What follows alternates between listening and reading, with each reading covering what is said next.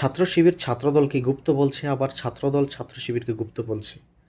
এসব নিয়ে আজ কয়েকদিন পুরো বাংলাদেশের ছাত্র সংগঠন এই দুটার মধ্যে তুমুল ঝগড়ায় মারপিট চলছে।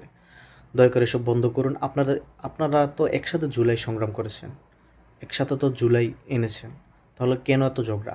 আর আপনাদের ঝগড়ার ফলে ওই দিক দিয়ে বুবুজান হাততালি বাজাচ্ছে এবং তারা চিন্তা করছে যে এই তাদের মধ্যে ঝগড়া হলে আমরা কিভাবে পূর্ণবাসন হতে পারবো সেটা চিন্তা করছে। সুতরাং আপনারা যদি এক থাকেন তাহলে আর তৃতীয় পক্ষের সুযোগ হবে না ইনশাআল্লাহ।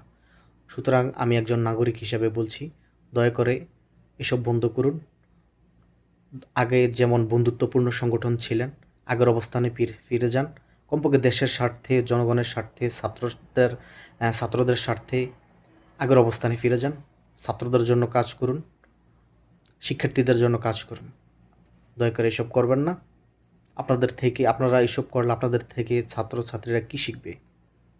সুতরাং আওয়ামী লীগকে পুনর্বাসন করা যাবে না। সুতরাং আপনারা ঐক্য থাকুন। এসব করলে আওয়ামী লীগ পুনর্বাসন হওয়ার চেষ্টা করবে। দয়া করে এসব বন্ধ করুন।